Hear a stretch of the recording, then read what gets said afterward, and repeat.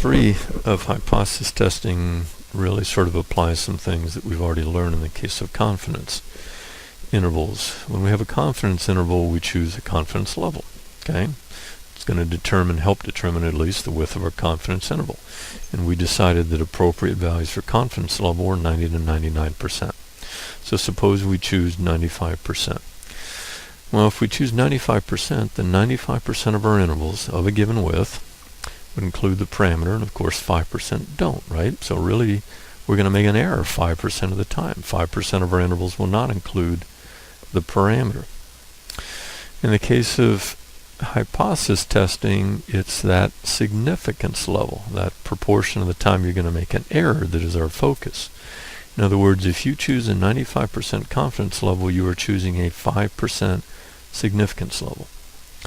It's actually going to tell you the percent of times, proportion of times you're going to make errors in hypothesis testing. And sort of one way to explain this would be, we form a hypothesis about mu. We take all the possible samples of a given size. In other words, we find our entire sampling distribution. We conduct a hypothesis test based on each one of these sample means. 5% of those tests, we will draw the incorrect conclusion about mu. I mean, it's odd, but that's the way these tests are set up. So the way it works in this case is that significance level is the proportion of times that will be wrong, but it's also, in our mind, significant evidence persuasive enough to reject the null hypothesis. In other words, if you think your population mean is 10, would you automatically reject that thought, that belief, if you got a sample mean of 11? Well, my answer is I don't have any idea, because is 11 close to 10? Is it far from 10? I know mathematically it's not very far from 10. In other words, it's only one greater. But in statistical terms, is it far from 10? Is it multiple standard deviations from 10? In other words, what I think of as persuasive evidence is when I get a sample mean that in relative distance, in z's or t's, is far from the population parameter that I'm interested in. So in other words, if I thought the population parameter was 10, and I got a sample mean that was 7 standard deviations above 10, I'd have real doubts that the population mean was really 10. In other words, I'd be asking myself, how could I get a sample mean that far above 10? That seems so unlikely. The population mean really has to be something other than 10 or more than 10, depending on whether I'm conducting a two or a one-tailed test. But if I got a sample mean that was only a half a standard deviation from 10, I'd sit there and say, well, that's plausible. In fact, I'd expect to get sample means that close to the hypothesized parameter value. So what I'm looking for is persuasive evidence. What I'm looking for really is sample means that are in the tails of a distribution. Those are the ones that are, quote, far enough from the parameter, hypothesized parameter, to persuade me that my belief about the parameter is wrong. So consider a test where the null hypothesis is equal to 10, the alternative is not equal to 10. And I want to work with 95% confidence, therefore 5% significance. How do I set up the test? How do I define my acceptance regions and rejection regions? The answer is simple. Take the significance level, divide by 2, you get 0.025. That 0.025 would go in the right tail, and the other 0.025 would go in the left tail. Now, if my tail is 0.025, the probability of being between the hypothesized parameter and the tail is 0.475. Using 0.475, I would look up a z-score of plus 1.96 z's for the right tail. That's my cutoff. That's right at the border of my acceptance and rejection region. And I'd get a minus 1.96 z's in my left tail, the cutoff of the acceptance and rejection region. So in other words, if I got a sample mean that was more than 1.96 z's above 10, if I got a sample mean that was more than 1.96 z's below 10, they would fall into my rejection region. I'd reject the null hypothesis. If I got a sample mean between minus 1.96 z's and plus 1.96 z's, they'd fall into my acceptance region. I don't have enough evidence to reject the null hypothesis. Now, admittedly, this is arbitrary, and admittedly, even your conclusions could vary depending upon the significance level you choose, and therefore those critical z's, the borders of the tails, plus or minus 1.96 z's. But given that I set this up in advance and I stay by the rules I've defined, if my sample mean's in the right tail, if my sample mean's in the left tail, I reject the null. Anything in between, I accept the null. So it's not very complicated, it's actually pretty straightforward. What if it was a one-tailed test? Well, again, if I use 95% confidence, 5% significance, the only difference in this case is the 5% is the size of the one tail that is the rejection region.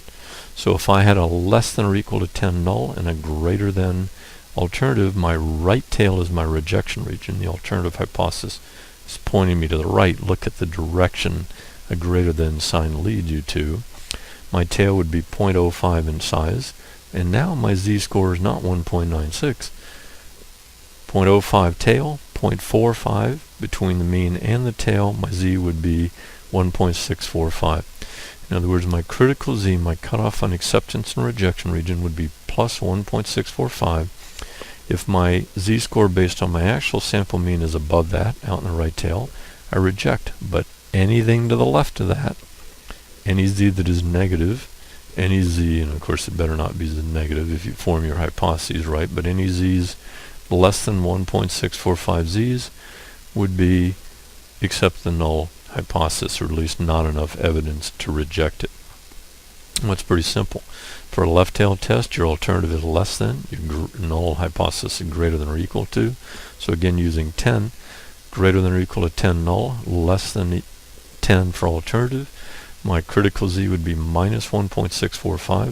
If I get a z-score for my actual sample mean out in the left tail, I reject the null hypothesis. If I get one above minus 1.645, minus 1.5, minus 1.1, so on, I accept the null, or at least don't have enough evidence to reject the null hypothesis.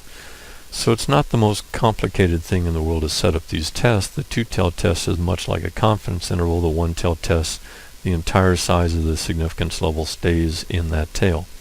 The other thing, though, that I want to point out to you, it forces you to look at the t-table a little bit differently. Because when we were finding confidence intervals using t, we always took the confidence level, say 95%, we divided it by 2. 0.025 was the column we looked for on the t-table. Well, you can't go into autopilot on the t-table now. If you use a one-tailed test on the t-table, then that significance level 0.05 is the column you look up on the z-table or on the t-table to subtract a degree of freedom when you're looking for the critical value. But again, it's really not a fundamentally different test whether it's t or z. Use a critical z as your cutoff, or z's for a two-tailed test. Use a critical t or t's as a cutoff for a two-tailed test for t. So whether you're using z's or t's, frankly, they're the same thing. They're the number of standard deviations or standard errors. And of course, I remind you, if this was for the proportion, it's only going to be z. So then you get to step 4. And step 4 is frankly duck soup at this stage, because step 4 simply is calculate, draw a conclusion. So if we kind of go back to where we were before, if it's a two-tailed test, 5% significance, 1.96 on the right tail, minus 1.96 on the left tail.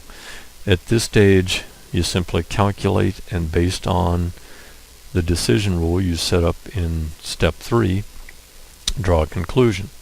So for example, you calculate a z-score. Let's say the sample mean is 12. Then what do? Well, you calculate z. Z is equal to x bar minus mu. But in this case, you don't know mu, so it's mu sub ho. It's mu based on the null hypothesis.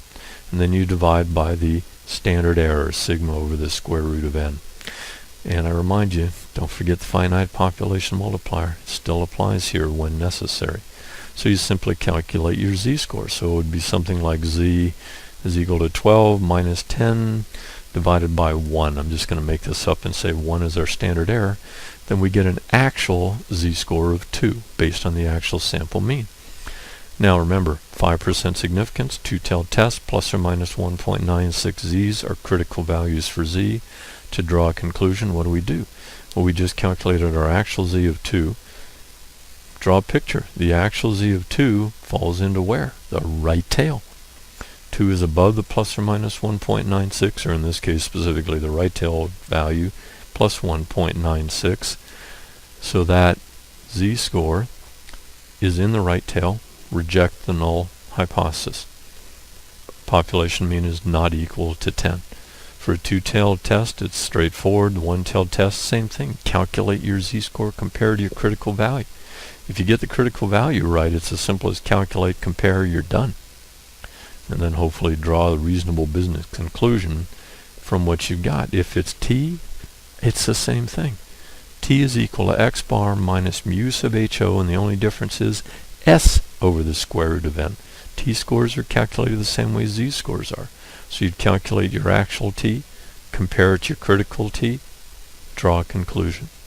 Hypothesis testing is not the most difficult thing in the world. If you get the null hypothesis right, the alternative right, the second step, choose your z and t correctly, fill out your decision rule appropriately, then it's just calculate, compare,